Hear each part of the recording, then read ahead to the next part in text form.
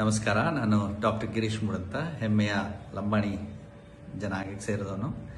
ಇತ್ತೀಚಿನ ದಿನದಲ್ಲಿ ಏನೋ ಹೆಣ್ಣು ಮಕ್ಕಳ ಭ್ರೂಣ ಹತ್ಯೆ ತಡೆಯೋ ಕಾಯ್ದೆ ಇರ್ಬೋದು, ಅಥವಾ ಬೇಟಿ ಬಚಾವ್ ಬೇಟಿ ಪಡಾವ್ ಅಂತ ಹೇಳ್ಬಿಟ್ಟು ಅದನ್ನ ನಾವು ಇತ್ತೀಚೆಗೆ ಕೇಳ್ತಾ ಇದ್ದೀವಿ. ಆದರೆ ನಮ್ಮ ಪುರಾತನ ಸಂಸ್ಕೃತಿ, ಸನಾತನ ಅಲ್ಲ, ಪುರಾತನ ಸಂಸ್ಕೃತಿಯ ಒಂದು ಆಚರಣೆ ಹೆಣ್ಣು ದೇವತೆ, ಹೆಣ್ಣು ಮಕ್ಕಳಿಗೆ ಆದ್ಯತೆ ಕೊಡುವ ಒಂದು ಸುಸಂಸ್ಕೃತಿಯಾದದ್ದು.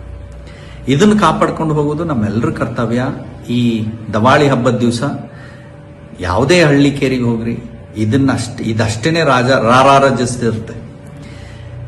ಇದ್ರ ಜೊತೆಗೆ ಇತ್ತೀಚೆಗೆ ಏನು ನಮ್ಮ ಕರ್ನಾಟಕ ಸರ್ಕಾರದಿಂದ ಒಂದು ಒಳ್ಳೆಯ ಕಾರ್ಯ ಆಯಿತು ಅಂತಂದ್ರೆ, ಮಾನ್ಯ ಪ್ರಿಯಾಂಕ್ ಖರ್ಗೆ ಅವರಿದ್ದು RSS ಅನ್ನುವ ಒಂದು ಸಂಸ್ಥೆಯ ವಿರುದ್ಧ ಒಂದು ದಿಟ್ಟ ಹೆಜ್ಜೆ ಇಟ್ಟಿತ್ತು. ಅದ್ರ ಜೊತೆಗೆ ಮಾನ್ಯ BK ಹರಿಪ್ರಸಾದ್ ಅವರೂ ಸಹ ಉತ್ತಮವಾದ ಹೇಳಿಕೆ ಕೊಟ್ಟಿದ್ದಾರೆ. ಇವರನ್ನೆಲ್ಲ ಬೆಂಬಲಿಸ್ತಾ ಏನು ಮಾನ್ಯ ಸಿದ್ದರಾಮಯ್ಯ ಅವರೂ ಸಹ ನಿಂತಿದ್ದಾರೆ. ಈ ವಿಷಯ ನಾನು ಗಂಭೀರವಾಗಿ ಏನಕ್ಕೆ ಹೇಳ್ತೀನಿ ಅಂತಂದ್ರೆ, ನಮ್ಮ ಜನಾಂಗಕ್ಕೆ ಇದು ಬಹಳ ಮುಖ್ಯವಾದ ಹೆಜ್ಜೆ. ಅಂದ್ರೆ ನಮ್ಮ ಸಂಸ್ಕೃತಿಯನ್ನು ಕಾಪಾಡಿಕೊಂಡು ನಮ್ಮ ಯುವ ಜನತೆಯನ್ನ ಉತ್ತಮ ದಾರಿಗೆ ತೋರಿಸಬೇಕು ಅಂತಂದ್ರೆ ನಮಗೆ ಬೇಕಾಗಿರೋದು ಶಿಕ್ಷಣ, ಉದ್ಯೋಗ, ನಮ್ಮ ಸಂಸ್ಕೃತಿ ಉಳಿಸ್ಕೊಳ್ಳೋದು.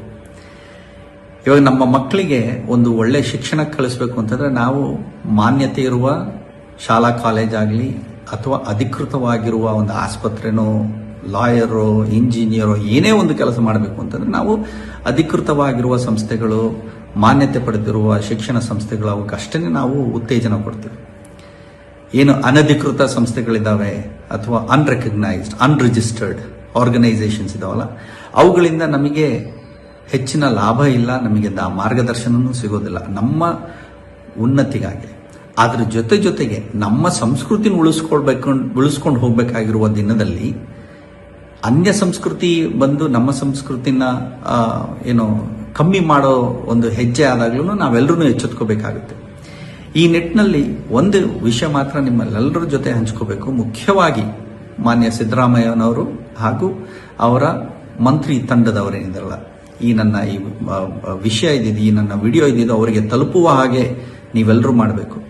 ಅದೇನಂತಂದ್ರೆ, ನಮ್ಮ ಈ ಸಿರಿತನದ ಸಂಸ್ಕೃತಿನ ಎಲ್ಲೋ ಒಂದು ಕಡೆ ಲಗ್ಗೆ ಹಾಕೋದಕ್ಕೆ 2022ರಲ್ಲಿ ಸೂರುಗೊಂಡನಕೊಪ್ಪ ಅಂತ ಹೇಳ್ಬಿಟ್ಟು ಏನು ನಮ್ಮ ಪುಣ್ಯ ಸ್ಥಳ ಇದೆ, ಸೇವಾಭಾಯವರ ಜನ್ಮಸ್ಥಳ ಅಂತಾನೆ ನಾವು ಅದನ್ನ ಭಾವಿಸ್ಕೊಂಡು ಪೂಜಿಸ್ಕೊಂಡು ಬರ್ತೀವಿ. ನಮ್ಮ ಸಂಸ್ಕೃತಿಯನ್ನ ಗಂಭೀರವಾಗಿ ಉಳಿಸ್ಕೊಂಡು ಬರ್ತಿರುವ ದಿನದಲ್ಲಿ 2022ರಲ್ಲಿ ಇದ್ದು ಇದೇ RSSಗೆ ಯಾರಿಗೂ ಗೊತ್ತಿಲ್ಲದಿರೋ ಥರ ಒಂದು ಜಾಗ ಮಾಡಿಕೊಡುವ ಒಂದು ಪ್ರಕ್ರಿಯೆ ಶುರುವಾಗಿತ್ತು. ಅದನ್ನ ತಡೆದಿದ್ದು ಸಾಮಾಜಿಕ ಕಳಕಳಿಯ ಜನರು. ಇಲ್ಲಿ ಯಾವ ರಾಜಕಾರಣಿಗಳೂ ಮುಂದೆ ಬರಲಿಲ್ಲ ಮೊದಲನೇದಾಗಿ. ಅದಾದ್ಮೇಲೆ ಬೆಂಬಲ ಪಟ್ಟರು ಎಲ್ಲ ರಾಜಕಾರಣಿಗಳು, ಅಂದ್ರೆ ಕೆಲವರಷ್ಟೇ ಇದಕ್ಕೆ ಬೆಂಬಲ ಸೂಚಿಸಿದ್ರು. ಆದರೆ ಇದು ನಡೀತಿರ್ಬೇಕಾದ್ರೆ ಯಾರೂ ಎಚ್ಚೆತ್ತುಕೊಳ್ಳಿಲ್ಲ. ಇದೇನಾದ್ರೂ ಮುಂದುವರೆದಿತ್ತು ಅಂತಂದ್ರೆ ನಮ್ಮ ಸಂಸ್ಕೃತಿ ಮುಂದಿನ ದಿನದಲ್ಲಿ ನಶಿಸಿ ಹೋಗುವುದಂತೂ ಖಂಡಿತ.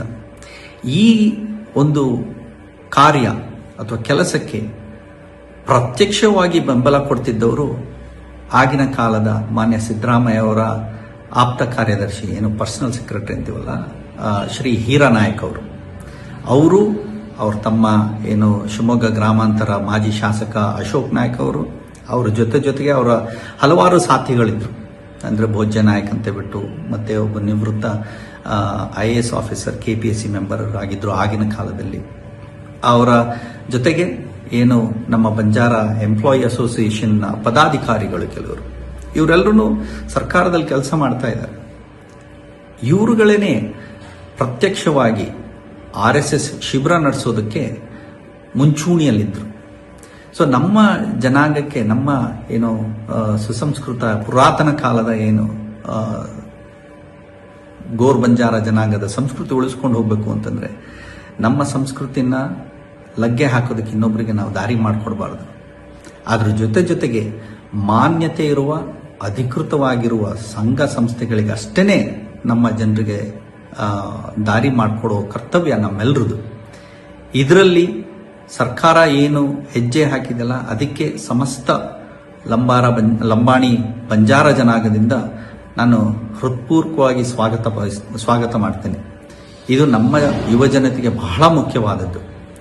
ಇದರ ಜೊತೆಗೆ ಈ ನಮ್ಮ ಸಂಸ್ಕೃತಿ ಅಷ್ಟೇ ಅಲ್ಲದಲ್ಲೇ ಅನ್ಯ ಸಂಸ್ಕೃತಿಗಳು ಅವುಗಳು ಉಳಿಬೇಕು, ಬೆಳಿಬೇಕು ಅಂದಾಗ ಸರ್ಕಾರದವರದ್ದು ಹೇಳಿಕೆಗೆ ಅಷ್ಟೇ ಸೀಮಿತ ಮಾಡದಲ್ಲೇ ತಮ್ಮ ಸುತ್ತಮುತ್ತಲಿರುವ ಜನರನ್ನು ಸ್ವಲ್ಪ ಗಂಭೀರವಾಗಿ ಪರಿಶೀಲನೆ ಮಾಡಬೇಕು.